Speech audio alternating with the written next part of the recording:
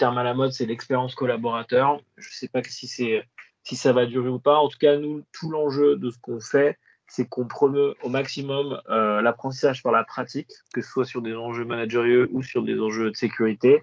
Et on essaye de proposer des conditions, de proposer des outils, de proposer des rituels pour que des managers opérationnels, des chefs d'équipe ou même des collaborateurs qui ont un peu ce rôle, cette casquette d'ambassadeur prévention. Bonjour à toutes et à tous. Je m'appelle Baptiste Vézé, je suis cofondateur d'une structure qui s'appelle Team Bakery. Alors, je fais un petit disclaimer, nous, on ne vient pas du monde de la prévention à la base. Donc, je vais essayer de vous parler en toute humilité et surtout plutôt en mode partage d'expérience sur ce qu'on a pu mettre en place à travers l'un de nos produits qui s'appelle la Prévention Box. Donc, Team Bakery, pour faire simple, c'est une structure qui a 3 ans. Notre métier, c'est d'aider les équipes à mieux travailler ensemble. Depuis 3 ans, on a accompagné un peu plus d'1 millier d'équipes opérationnelles sur des enjeux de management a priori, qui était notre premier champ d'action. Et depuis 2 ans, depuis notre rencontre avec le groupe Enedis, qui nous a permis d'avancer sur cette prévention box que je vais vous présenter à travers ce retour d'expérience aujourd'hui, sur des chantiers plus effectivement de santé, de sécurité et de prévention sur le terrain, avec un angle, alors qu'on peut mettre le terme à la mode, c'est l'expérience collaborateur. Je ne sais pas si ça va durer ou pas. En tout cas, nous, tout l'enjeu de ce qu'on fait, c'est qu'on promeut au maximum l'apprentissage par la pratique, que ce soit sur des enjeux managérieux ou sur des enjeux de sécurité. Et on essaye, et on y arrive de mieux en mieux, chaque jour, de proposer des conditions, de proposer des outils, de proposer des rituels pour que des managers opérationnels, des chefs d'équipe ou même des collaborateurs qui ont un peu ce rôle, cette casquette d'ambassadeur prévention, puissent animer des causeries, puissent animer des moments d'échange où l'équipe prend un peu de hauteur et se pose des questions sur comment on peut améliorer les choses dans notre quotidien. Ce qui est quelque chose de nouveau, puisqu'il y a beaucoup d'opérateurs, beaucoup de collaborateurs qui ont plutôt un métier d'exécution encore aujourd'hui, qui ont dit tiens, tu prends ce poste-là et tu fais ça toute la journée. Donc voilà, c'est une petite révolution sur nos sujets. Donc je C'est vous propose. un petit peu ce qu'on évoquait avec la formation, c'est la formation par la pratique, l'apprentissage par la pratique, puisque on retient toujours mieux ce qu'on pratique que ce qu'on entend. Il me semble que j'avais lu, c'était peut-être sur le site de Team Bakery, que on retient 90% de ce qu'on fait et 20% de ce qu'on entend, c'est ça? Ouais, ça c'est un point un peu commun. Alors ça c'est toute la formation, c'est globalement le plus proche du contexte des apprenants et le plus tu leur permets de eux-mêmes mettre les mains dans le cambouis, meilleure est l'expérience et meilleur est l'ancrage derrière. Donc, je vais dérouler les slides, mais on peut s'arrêter à tout moment, hein. Si vous avez des questions, vraiment, n'hésitez pas à lever la main. Je n'ai pas envie de refaire toute la présentation. Si vous voulez la retrouver en format checklist, vous prenez votre téléphone, vous scannez le petit QR là, qui est dans le coin à droite. Vous aurez directement accès à tout ce contenu. Ça permet un peu de se concentrer sur ce qu'on va se dire. Voilà un petit peu en guise d'intro ce que je voulais dire et sur Team Bakery et sur le cadre. Globalement, le sujet qui est intéressant, d'ailleurs, tout ça, le constat duquel on est parti. Alors nous, comme on ne connaissait pas du tout ce domaine, on a interrogé, je pense, certains d'entre vous, puisqu'on a mené une enquête, un baromètre. On a lancé un baromètre en milieu d'année dernière auprès du public préventeur, responsable de prévention et même manager terrain. On a fait ça en collaboration avec le site InfoRisque et le podcast Safety Vigilante. L'idée, c'était effectivement d'agréger un maximum de données et puis comprendre un peu quels étaient les enjeux des équipes terrain. Donc, il y a plus de 600 personnes qui ont répondu sur cette première édition. Je fais un petit aparté. On va relancer une nouvelle version de ce baromètre là, dans le courant du mois de mai. Donc, je pense que vous relayerez aussi. Je pense que c'est un sujet qui est intéressant et nous, on donne accès en fait vraiment à tout le contenu derrière. C'est plutôt l'idée, c'est de faire un peu un panorama de ce qui existe. Donc un Ce qui est intéressant petit appel aux participants pour tous ceux qui veulent répondre. Ouais, voilà. Ce serait top si vous pouvez relayer, même dans vos organisations, c'est vraiment chouette. Sur, Alors, il y a une des questions qu'on posait, c'est quels sont les obstacles que vous rencontrez quand vous mettez en place une démarche prévention dans votre orga ou dans les organes que vous accompagnez. Et ce qui est assez intéressant, c'est ce qui arrive en tête, il y a 3 choses en fait, moi, qui ressortent vraiment. C'est le manque d'adhésion des équipes opérationnelles.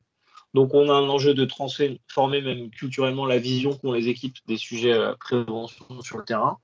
2, il y a une question de manque de temps. Et ça, je pense que globalement, quel que soit le sujet de transformation, les gens n'ont pas le temps s'ils sont dans des rails et s'ils ont pas, si on n'arrive pas non plus à se poser la question de comment on inscrit ces sujets de prévention au mieux dans le quotidien des équipes.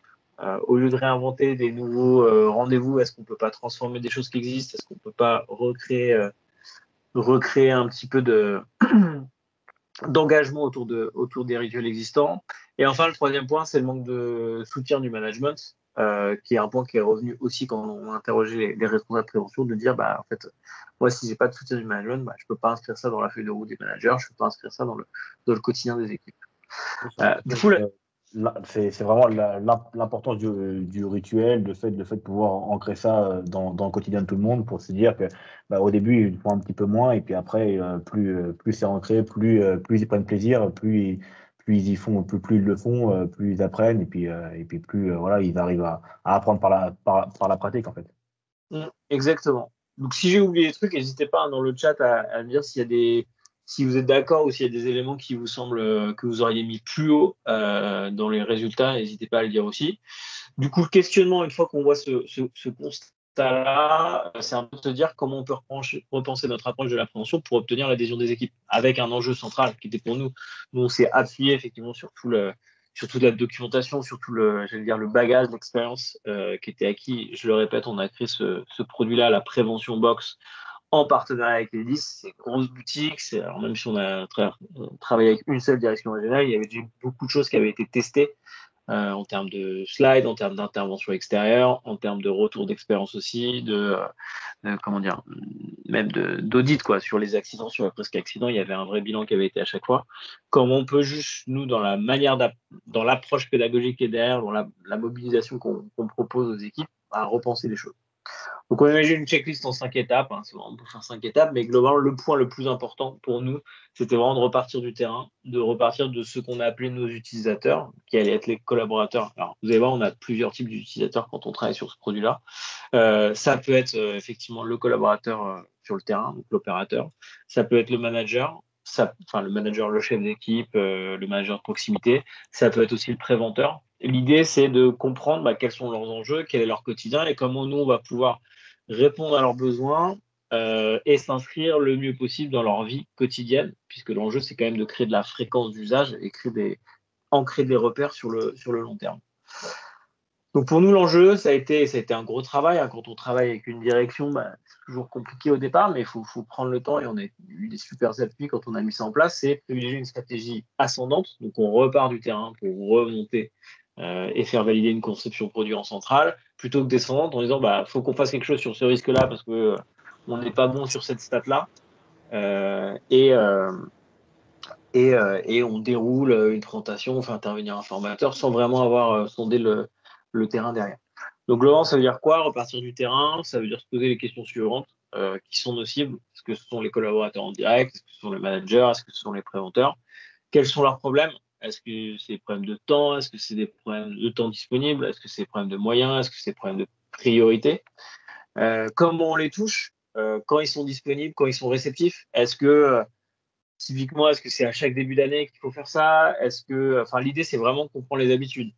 Alors, pour commencer, encore une fois, en toute humilité, à observer ce secteur-là depuis 2 ans à peu près, on remarque effectivement la logique, par exemple, de journée de prévention, semaine de prévention, elle est hyper bonne quand elle est bien calée dans le planning. Alors, je ne sais pas si c'est un pattern que vous retrouvez aussi, mais moi, je me suis rendu compte qu'il y a beaucoup d'entreprises qui font ça, par exemple, à la rentrée, au retour de vacances. Ouais, Parce que, il y a de effectivement, plus en plus les gens sont partis d'entreprises. les gens sont partis en vacances, tu perds les habitudes, tu perds tes repères, tu reviens au travail, tu fais pas gaffe et là tu te blesses. Donc en gros, il y a aussi une question et la logique qui est derrière, c'est de dire comment je vais toucher les gens et comment je vais faire en sorte qu'ils soient le plus disponibles et le plus réceptifs possible à ces sujets. Et enfin, le dernier point, c'est à quelle fréquence tu peux ou tu veux les mobiliser. C'est bien mettre en perspective les enjeux que tu as.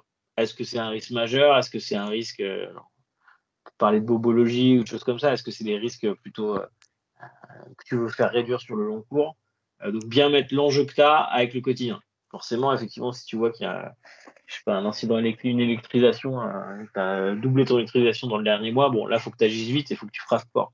En revanche, si tu as un enjeu qui est le risque plein pied et en gros, tu as un objectif à 3 ans de faire baisser de 20% les d'accident de plein pied, bah, tu n'as pas tout à fait la même approche quand tu conçois ton produit. Oui, il y en a une qui va c'est une démarche long terme à mettre en place Ouais, sur le long terme, et l'autre une démarche plus immédiate. ouais, et il y en a une, on va être plutôt sur, en gros, des trucs et astuces, des petits moments conviviaux, et l'autre où effectivement, bah, si tu as un risque majeur qui intervient très très régulièrement, bah, là, il faut quand même que tu marques le coup, qu'il y ait un message fort du management, qu'il y ait peut-être un moment en présentiel avec tout le monde. Donc voilà, vraiment adapté en fonction des Et puis jeux. peut-être que l'impact du jeu, du moment un petit peu ludique, si je puis dire, que tu Mm. veux mettre en place avec la prévention boxe, il est peut-être un peu moins accepté quand que c'est quelque chose qui revient souvent, quelque chose de beaucoup plus grave, de beaucoup plus sérieux, que si c'est un risque à prendre sur le long terme, quoi. Bah, ce qui est sûr, c'est que le plus on se rapproche des risques. Alors, je sais pas si c'est sérieux le terme, parce qu'il y a quand même. Tu regardes en volume, le risque plein pied qui a l'air d'être vraiment le risque le plus fréquent et le plus anodin, ça représente quand même en volume j'allais dire de mobilisation, d'immobilisation plutôt. Bah, ça commence à représenter, alors peut-être pas des accidents graves, mais ça pénalise énormément les organisations aussi, donc c'est un point important. Encore une fois, je suis pas en train de dire on a eu la bonne approche, c'est juste les questions qu'on s'est posées et les différentes phases par lesquelles on est passé pour se dire, bah tiens, en fonction des risques qu'on avait à traiter, on a trouvé que ce format prévention box répondait bien au sujet. Donc juste pour illustrer un petit peu ce que je vous ai dit sur les questions à se poser, nous, l'audit qu'on a fait, c'est on avait une accidentologie qui était stable ou en légère hausse, et qu'en gros, les messages type mail, briefing, deck de slide envoyé, bah, ça suffisait pas. C'était pas, enfin, ça ne passait pas en bout de chaîne. Que le briefing CQ, il avait plutôt tendance à se transformer soit il n'était pas fait, soit il se transformait en point staffing. Donc voilà, il y avait une perte d'habitude là-dessus. Il y a clairement les managers qui nous ont dit qu'ils ont constaté un manque de soutien. Donc, en fait, alors je pense que dans pas mal d'orgas, c'est comme ça. Le manager terrain, il devient une sorte de pivot d'information. On lui demande beaucoup de choses et il a finalement assez peu d'outils pour animer les choses qui sont un peu à la marge de son job. Il sait que la prévention, c'est important. Il sait que s'il y a un accident, bah, c'est même, il est responsable en partie de ce qui se passe. Mais effectivement, est-ce qu'on ne peut pas lui proposer des outils pour accélérer cette prise en main autour des sujets-là? Et enfin, le dernier point, c'est alors très particulier au cas dans lequel on a fonctionné, mais c'est qu'effectivement, on a eu un vrai enjeu de passer d'une culture de l'écrit. Dans les strates hautes de l'organisation, les gens s'envoient des mails, partagent des présentations, peuvent travailler en asynchrone de manière assez fluide. Forcément, plus tu descends, bah, moins les gens sont connectés, ça c'est un fait. Moins les gens sont à l'aise à l'écrit aussi, il faut le dire aussi. Il y a pas mal de publics étrangers qui lisent enfin qui lisent pas bien le français, euh, étrangers ou pas d'ailleurs, et qu'effectivement, bah, sur le terrain, on est beaucoup plus sur une culture de l'oral et de l'expérience plus que sur de l'écrit. Et donc mettre des gens assis dans une salle, format de conférence, à leur diffuser une vidéo, à faire parler quelqu'un, bah, ça remplit pas forcément le job. L'idée, c'était plutôt de les avoir en petits groupes, des gens qui se connaissent, qui travaillent ensemble toute la journée, et de les faire réfléchir ensemble à la manière dont ils veulent bosser là-dessus. Dernier point sur ce premier sujet, sur ce premier levier qui était de repartir des utilisateurs, qui est plus un outil que moi je vous conseille, qui est un héritage d'outils notamment de design thinking, ça s'appelle une carte d'empathie. Alors, c'est pas nous qui l'avons créé, hein, il y a plein de formats qui existent. C'est simplement de vous poser, peut-être avec vos clients ou même en interne. Votre client en interne, ça peut être votre manager, ça peut être les patrons de BU, ça peut même être le patron de l'entreprise, juste pour savoir de qui on parle, quels vont être nos utilisateurs directs ou indirects, et avant même de concevoir le dispositif, que ce soit de la formation, que ce soit un outil clé en main, que ce soit le déploiement d'un outil clé en main, ou une combinaison de choses pour créer un programme de prévention, juste se poser un petit peu sur les utilisateurs en se demandant qui ils sont, c'est-à-dire qu'est-ce qu'ils disent, qu'est-ce qu'ils font, qu'est-ce qu'ils pensent, qu'est-ce qu'ils se ressentent, qu'est-ce qu'ils écoutent autour d'eux, pardon, qu'est-ce qu'ils voient autour d'eux aussi. Donc c'est un peu une logique de contexte aussi, comprendre l'environnement dans lequel ils sont baignés, et enfin d'identifier quels sont leurs pains, quels sont les cailloux dans la chaussure qu'ils ont, qu'est-ce qui les empêche de penser à la prévention, à la sécurité tous les jours, et quels sont les gains potentiels que nous, on peut amener avec notre expertise, avec notre produit derrière. Ouais, c'est vraiment de pouvoir essayer de comprendre c'est quoi les points bloquants avant de pouvoir agir. Il faut déjà arriver à comprendre, ouais, effectivement ce qui bloque, pourquoi les actions ne sont pas prises, pourquoi ils ne sont pas forcément focalisés sur tel ou tel point, quoi. Mmh. Tout à fait. Le deuxième sujet sur lequel moi je voulais revenir, le deuxième levier, alors ça fait un peu doublon avec le titre de ce levier, mais c'est bien d'identifier les bons leviers. Identifier les choses sur lesquelles je vais pouvoir jouer pour créer de l'adhésion des équipes sur le terrain.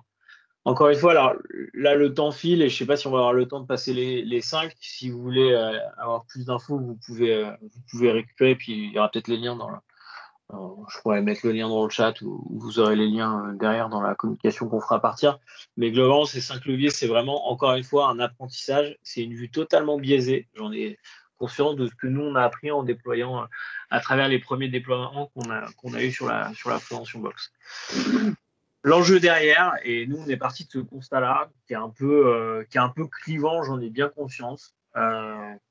Mais qui est un constat, nous on est arrivé avec un œil extérieur, on a été interrogé des collaborateurs, des managers sur le terrain et même des préventeurs pour comprendre leur vision de la prévention.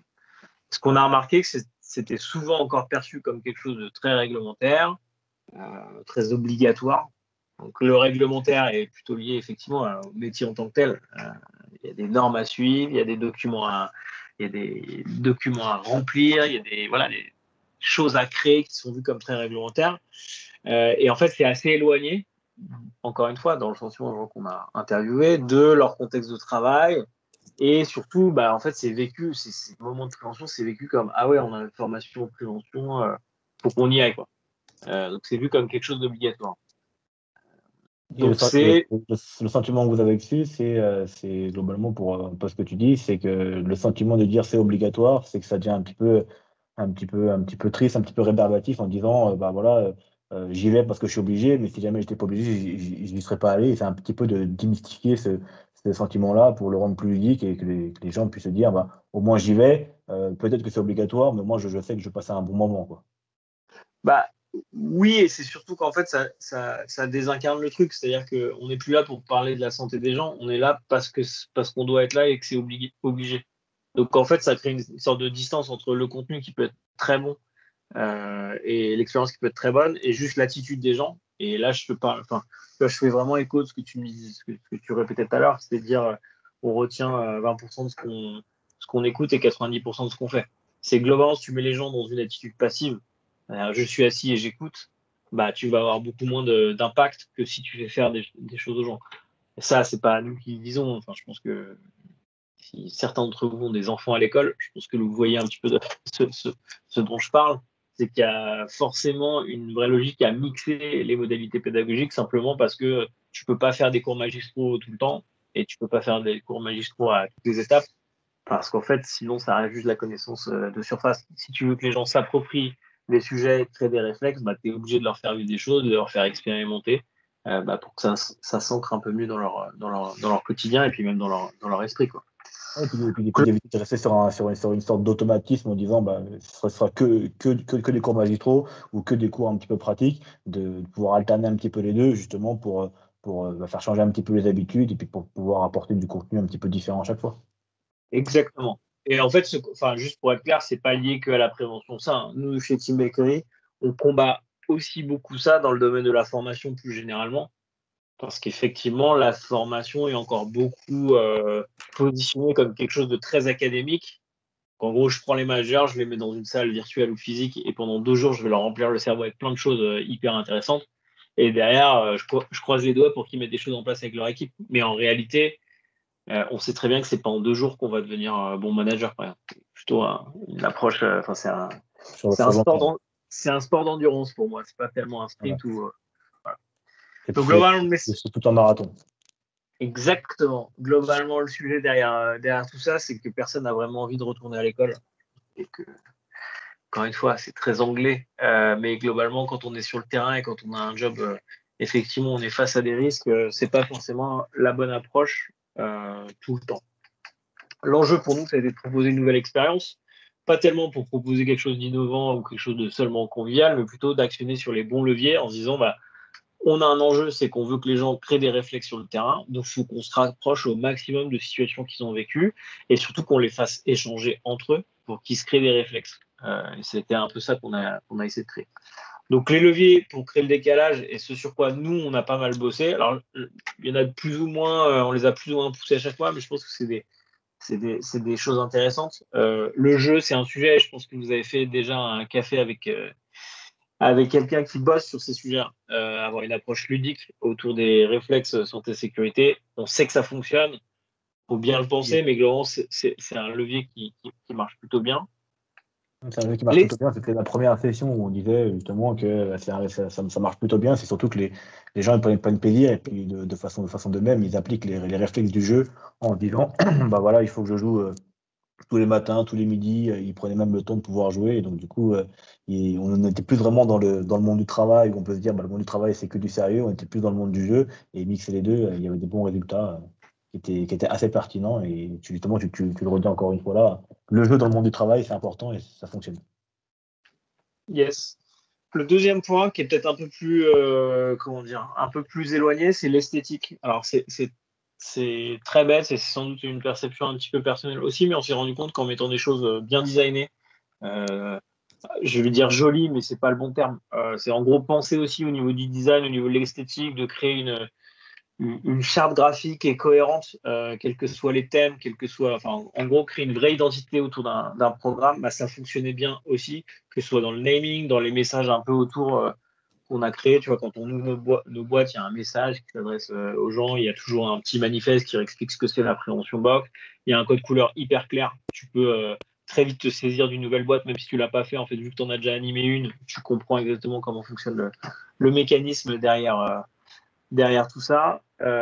L'autonomie, c'est aussi un parti pris hyper fort. C'est de dire, on ne va pas ramener un formateur extérieur là-dessus. Il faut que ce soit potentiellement animable par le manager et son équipe directement. Donc une grosse attention dans la rédaction, dans la façon de présenter les choses, dans la façon même de présenter les choses au public collaborateur. Donc limiter au maximum le texte, avoir plutôt une approche par picto, avoir une identité encore une fois visuelle hyper forte pour que cette box-là puisse vivre en autonomie. Alors, si on a le temps, on ira jusqu'au bout de la présentation. On a aussi mis en place des choses derrière pour accompagner les managers et les préventeurs lorsqu'ils avaient des questions, lorsqu'ils avaient besoin d'échanger avec leur père ou avec nous pour avoir plus d'informations. Mais globalement, on a pensé le support pour qu'il soit animable seul.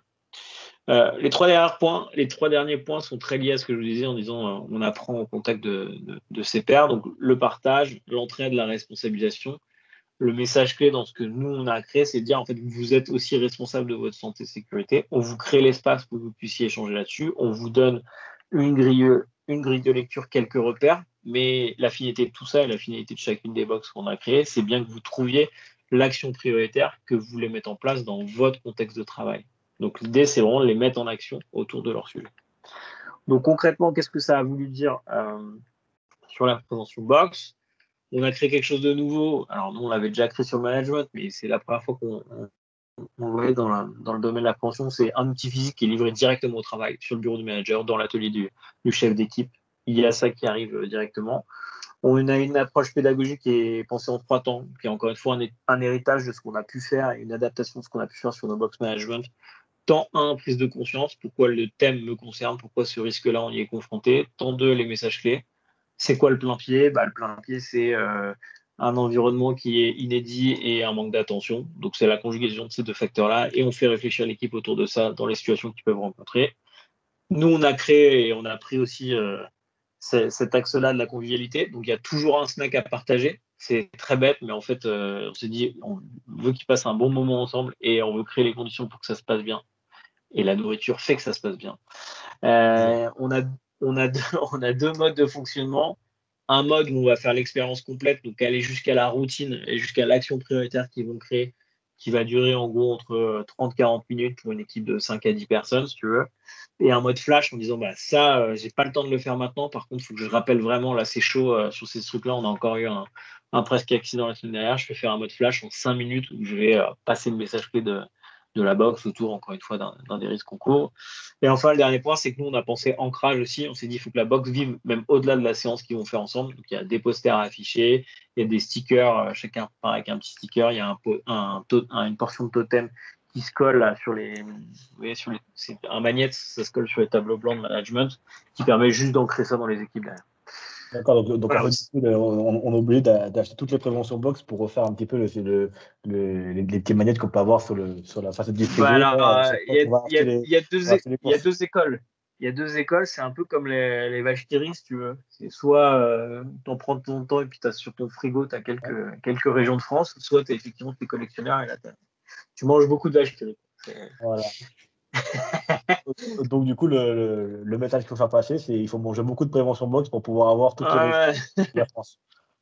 Écoute, je sais pas, en tout cas, nous, on a trouvé que ça, c'était intéressant parce que ça permettait d'ancrer, si tu veux, parce que effectivement, il y a le moment qui vivent ensemble qui est très sympa et qui est plutôt efficace, sauf que les équipes tournent, sauf qu'on a pas mal de boîtes qui fonctionnent par roulement aussi, et il fallait qu'on reste présent dans l'environnement au-delà de la box en elle-même. Donc, on a trouvé ces quelques bonnes idées pour que ça fonctionne ailleurs.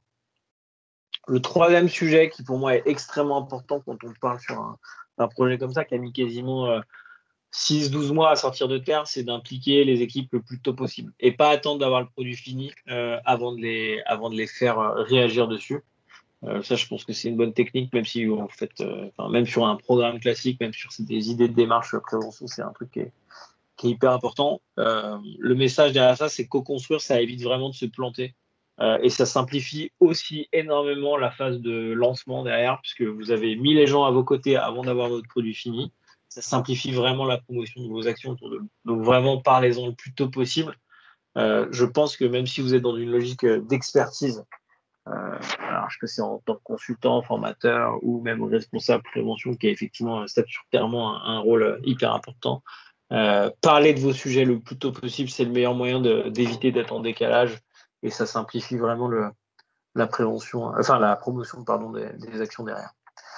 L'enjeu, et ça de manière globale, et je pense que même si vous êtes entrepreneur, ça va vous parler, l'enjeu, c'est pas de créer le meilleur produit, mais c'est d'assurer la meilleure distribution. En fait, quand on est dans des phases de lancement sur quelque chose d'innovant comme ça, et je parle de ça, moi je suis ingénieur, donc j'aime bien faire des trucs bien. Enfin, j'aime bien passer du temps sur la conception, c'est vraiment un truc qui m'éclate. Sauf qu'en fait, il y a un moment, je pourrais faire que de la conception et jamais confronter le produit à son public. Donc je pourrais jamais me rendre compte si ça fonctionne ou pas. Et donc l'enjeu derrière, c'est pas seulement de réfléchir au produit, mais vraiment de travailler autour de sa distribution. Si je prends un parallèle qui est complètement en dehors de la prévention box, vous travaillez sur un programme de formation autour d'un risque, vous pouvez penser le meilleur programme possible, genre je vais faire telle activité, telle activité, telle activité. En fait, ce truc-là ne sera validé que quand vous l'aurez testé devant une première cohorte, une deuxième cohorte, et que vous l'aurez amélioré au fur et à mesure. Donc vraiment, cette logique itérative est hyper importante. Dans notre cas, les leviers de construction qu'on a identifiés, encore une fois, je ne sais pas dans quelle mesure ça peut être réplicable dans vos domaines, c'est réaliser des interviews de terrain. Donc aller très vite questionner les gens sur leur métier, comprendre comment ils fonctionnent et prendre vraiment une logique, encore une fois, en toute humilité, de dire bah moi je ne connais pas votre métier, expliquez-moi comment ça se passe chez vous. Identifier dans cette interview aussi qui vont être vos sponsors, qui vont être vos relais terrain, qui vont être aussi vos détracteurs, parce qu'il y en a toujours hein, sur des projets un peu nouveaux, on a toujours des gens qui sont un peu je sais pas si c'est résistant au changement ou en tout cas voilà, votre objectif n'est pas forcément aligné avec le leur et du coup c'est bien de les avoir en tête. Et ça, c'est pas tellement pour les convaincre, en fait, c'est plutôt pour les neutraliser. Dire, bah, ok, j'ai bien compris que vous n'étiez pas avec nous, on va vous laisser tranquille faire vos sujets. Enfin, laissez-nous avancer aussi. C'est plutôt dans ce schéma-là.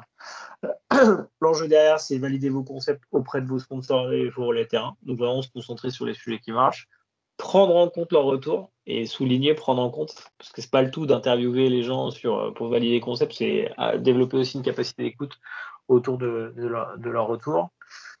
Et enfin, la deuxième partie, c'est plutôt la partie de déploiement, où, encore une fois, ça dépend des contextes, mais je pense que Florian, je sais que c'est sur des sujets technologiques forts et innovants forts aussi. Il y a toujours ces logiques de pilote, de déployer dans la plus petite échelle et d'aller plus largement derrière, déployer à plus grande échelle en ayant pris le temps de prendre les retours du premier public chez qui tu as testé.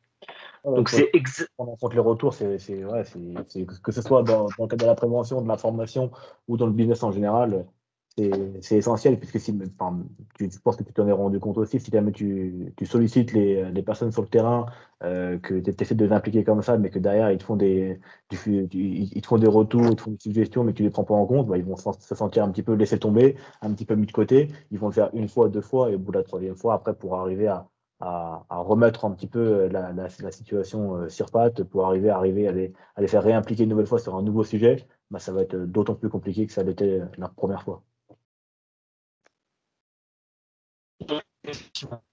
Donc voilà, vraiment l'implication, moi le message que j'ai, c'est le plus tôt vous impliquer et le plus tôt vous gardez une ligne d'écoute, une ligne de feedback avec votre projet public, le plus proche vous serez de la vision cible derrière. Peut-être avant de passer au point suivant, qui était mon 4e point, qui est la préparation du lancement. Je ne sais pas si certains d'entre vous ont des questions, parce que là, moi, je parle beaucoup. J'essaie de vous raconter un peu l'histoire qu'on a vécue à travers ce projet-là, mais est-ce que vous avez des retours, des questions, des points que vous aimeriez que je précise Alors, pour l'instant, j'ai pas l'impression qu'il y ait beaucoup de questions. Le chat pour l'instant.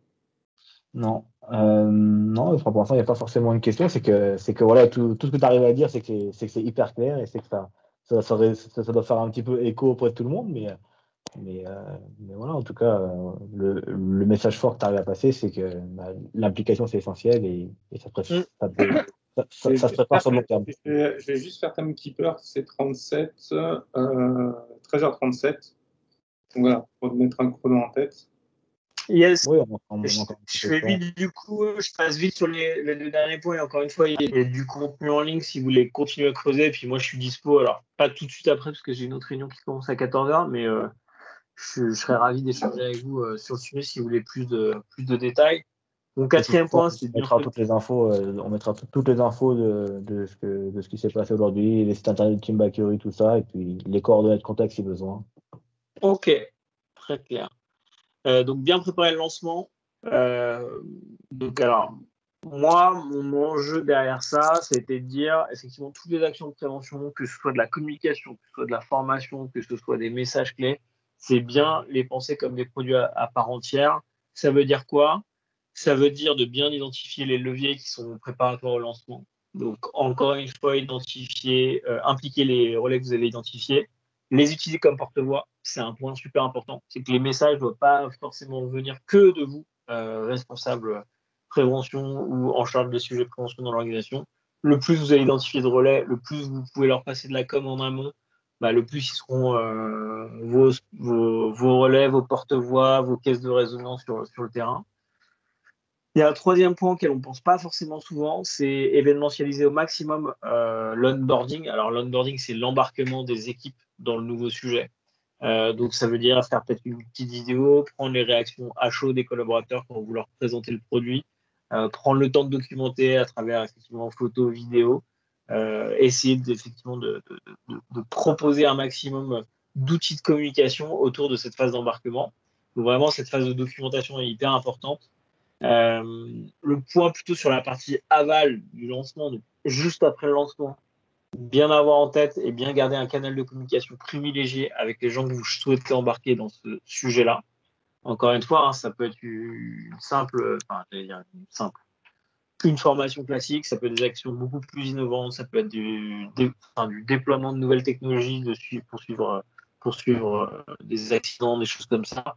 Bien garder un canal de communication en disant on va déployer ça, c'est nouveau, on est preneur de vos retours et nous, alors, petits exemples sur la prévention box, que celui que ça nous a permis, c'est on avait je vais vous montrer, on avait un flux WhatsApp avec le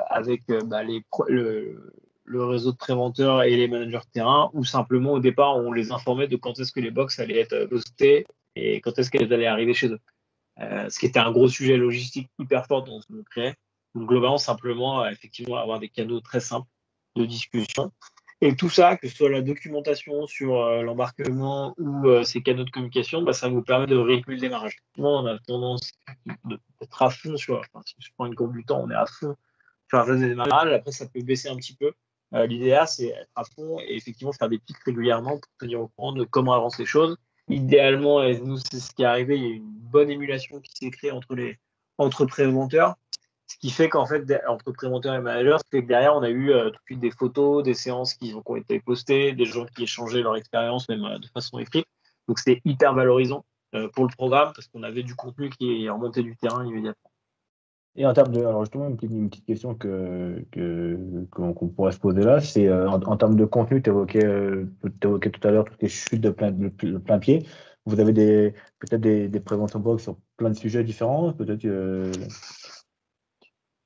Ouais, alors effectivement, le premier programme était sur le risque plein pied, les TMS, le risque routier, tout ce qui est violence, agression client, les risques de manutention, avec notamment tout ce qui est EPI, port de charge, manipulation. On avait fait un premier mix là-dessus. Et la dernière box du premier programme était plutôt sur les facteurs aggravants plus que des risques directement, c'était fatigue et stress, donc plutôt sur effectivement la qualité de vie au travail. Et depuis, on a créé de nouvelles box sur des thématiques plus industrielles, que sont le risque de travail en hauteur, le risque de co-circulation, lié à la co-circulation, et des risques plutôt liés à la consignation, donc sur des expertises un peu plus métiers, des environnements clos, comparé à Enedis qui travaille beaucoup en environnement ouvert. Donc voilà, et au fur et à mesure en fait de nos nouveaux déploiements, on vient réutiliser des expériences qui ont bien fonctionné, on les adapte à chaque fois au nouveau contexte dans lequel on intervient, et ça nous arrive aussi de créer de nouvelles box, de nouvelles éditions, simplement parce qu'il y a des thèmes, on est encore en phase de lancement, on ne couvre pas encore tous les thèmes sur ces sujets. ouais, donc ça Juste commence pour... à couvrir pas mal de sujets, ils ne sont pas tous, mais voilà, c'est un Ouais. petit peu ce que tu disais, c'est avec les problématiques du terrain, après avoir sollicité les différents retours, les différents préventeurs, que voilà, vous arrivez à pouvoir sortir de nouvelles thématiques. Exactement. Pour finir, parce que je vois que le temps file et je sais que Damien va nous taper sur les doigts bientôt. Il y avait un dernier point, un dernier levier sur lequel moi je vous proposais un retour d'expérience, c'est de travailler l'effet boule de neige. Alors, on n'a rien sans rien en fait. C'est un point extrêmement important. Et tout ça, dans les phases de lancement, est aussi un enjeu de communication assez fort. Le message là-dessus, c'est les bonnes nouvelles entraînent les bonnes nouvelles. Je vous l'ai dit, nous, on a mis en place de manière un peu organique à la base des canaux de communication sur lesquels effectivement les gens pouvaient nous contacter. Et c'est des canaux qui étaient publics en fait, donc chacun voyait ce que les autres faisaient. L'idée, ça a été effectivement de faire remonter au maximum les retours terrain et de les repartager dans la communauté managériale et préventeur pour qu'effectivement les choses s'ancrent et les choses prennent. Donc les leviers pour créer l'émulation, c'est célébrer chaque réussite.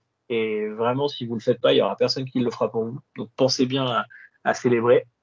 On n'est pas forcément, nous, Français, d'un tempérament hyper fort là-dessus à la base. Donc bien penser à le faire. C'est vraiment super important. Faites témoigner vos héros. Ce que j'ai appelé vos héros, c'est vos relais, c'est les gens qui vous suivent depuis le début, c'est les gens que vous avez impliqués aussi dans le design de votre produit, dans le design de votre service. Donc vraiment, essayez de les faire témoigner au maximum.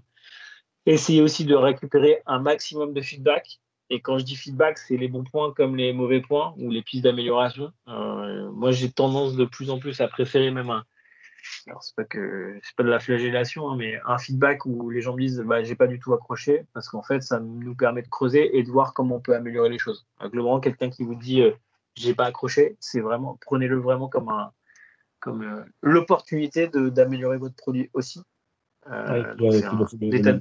le fait de pouvoir, simplement pour ajouter, le fait de pouvoir avoir si jamais il y a une procédure d'implication des collaborateurs, le retour qu'ils vont vous faire sera d'autant plus honnête et d'autant, enfin, vous pourrez vraiment en faire plus quelque chose qui va vous être utile, plutôt que d'avoir quelque chose qui va dire, voilà, l'information, j'ai trouvé bien, mais sans plus, et sans quoi, ça ne permet pas de pouvoir s'améliorer sur le long terme, quoi.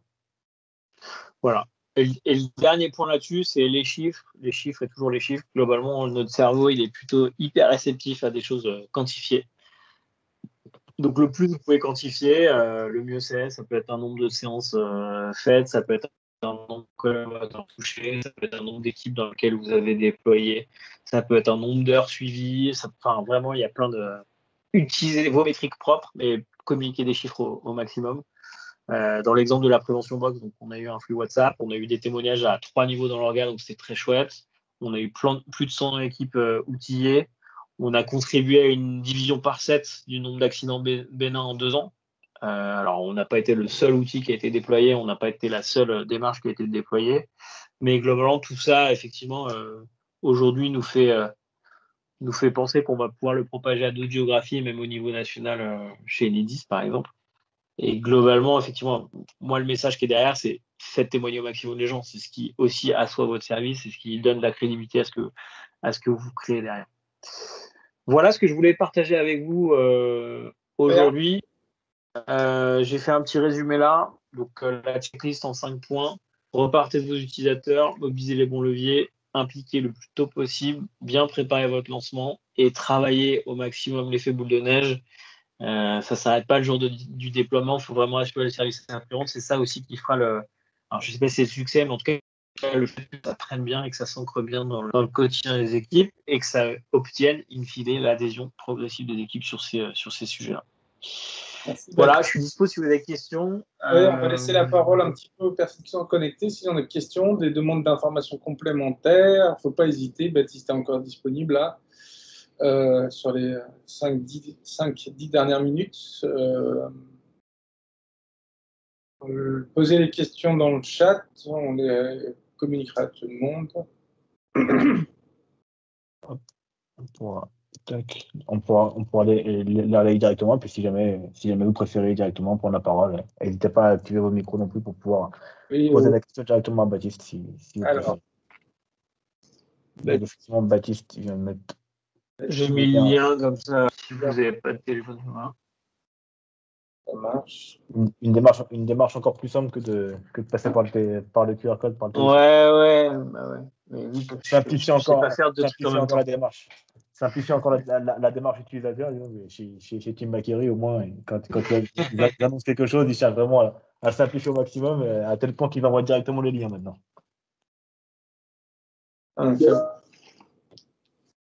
Fabien, quelle est la palette complète proposée pour la prévention box? Uniquement sécurité ou d'autres thèmes? Alors, sur le sujet prévention box, on est vraiment onglet prévention santé sécurité. Après, nous, on a des box, je vais vous mettre des liens directement dans le chat, mais on a des box plutôt orientés sur des sujets de management qui n'ont pas vraiment de nom. On les appelle les box management chez nous. Donc, je vais vous partager ça rapidement. Donc ça, le lien que je vous envoie, c'est les box management, pardon, et le lien vers la prévention box, si vous voulez. La question de Fabien, c'est est-ce qu'il y a des environnement box ou des qualités box sur la box? Ouais. Alors, on n'a pas qualité, on a environnement /RSE. On en a une spécifiquement là-dessus dans nos box management. Alors, c'est un peu compliqué d'y arriver, mais donc du coup, je vais vous envoyer directement vers le lien. On a une box qui s'appelle Écologie, prenez la main, qui permet de créer un atelier avec son équipe autour de ces sujets écologie et qui permet, c'est le dernier lien que je vous ai envoyé, de créer un moment d'échange pour comprendre les enjeux de la crise, pour identifier les leviers d'action qui sont à la portée de l'équipe et globalement de faire rayonner la démarche responsable autour de soi dans l'organisation. Donc pareil, c'est à peu près le même format. C'est pas tout à fait organisé de la même manière, mais on est sur les mêmes leviers, on va dire, pédagogiques de manière globale. Temps 1, prise de conscience, temps 2, passage des messageries, temps 3, mise en action de l'équipe pour créer des réflexes autour de ces sujets-là. Et en termes une question qui peut être intéressante, en termes de temps, c'est un créneau de combien? Est-ce que c'est un créneau, il faut bloquer une matinée? Est-ce que c'est 1 heure? Est-ce que c'est pour le faire c'est plus court, c'est plutôt. Alors, nous, sur les box management, on est plutôt sur un public de max 8 personnes et ça va durer entre, on va dire, 40-45 minutes. Peut-être un peu plus la première, parce qu'il y a le temps de prise en compte. Mais voilà, et sur la prévention box, ça dépend vraiment. Alors, la prévention box, elle est pensée pour avoir des publics plus larges, une quinzaine de personnes. Mais donc, on va dire à 15, ça va durer 1 heure. Mais quand on est 5, par exemple, ça peut durer 20 minutes, une demi-heure. Ça va plus ou moins vite en fonction de. Enfin, c'est très corrélé au nombre de personnes. D'accord. Et en termes de contenu, donc tu l'évoquais tout à l'heure, c'était du contenu pour ancrer les connaissances, c'était toute la partie pour la convivialité, pour le snack, tout ça. Et sur la partie jeu, en termes de contenu, c'est quoi? C'est des fiches, c'est des dés, c'est des cartes à jouer. Alors, ça dépend vraiment des thèmes. Ce qu'il y a à chaque fois, il y a un guide d'animation pour le manager, qui est vraiment pas à pas avec le texte qu'il doit dire à son équipe et les indications d'animation. Tout est minuté étape par étape. Et après, effectivement, en complément à ça, On a des templates à remplir, des posters à afficher, des choses à disperser dans les équipes aussi pour créer de l'ancrage. Et ça va dépendre vraiment de l'expérience qu'on veut proposer derrière. Il y a Fabien qui a levé la main, mais je ne sais pas si tu voulais rajouter quelque chose, peut-être, Fabien? Oui, bonjour. J'avais une petite question parce que j'ai peut-être mal compris au début ou mal saisi. Ce que je voulais savoir, ce sont des box qui sont à acheter et à exploiter en interne dans l'entreprise, ou vous accompagnez avec la présence d'un formateur Team Bakery? C'est l'option 1. L'option 1. Nous, on ne fait pas de formation, on n'intervient pas dans les organisations. On est présent sur la partie customisation du programme, prise en main des box. Donc, on a un format webinaire notamment en ce moment, où en gros, une fois que la première box est arrivée, on organise une séance qui ressemble un peu à ça, où on vient ouvrir la box et expliquer comment ça fonctionne. Et après, on est en support via les flux WhatsApp notamment, mais on ne fait pas de formation. Ok, très bien, ça répond à la question. Merci. C'est du clé en main, en fait. C'est du clé en main, en tout cas, la volonté, c'est effectivement d'autonomiser les équipes.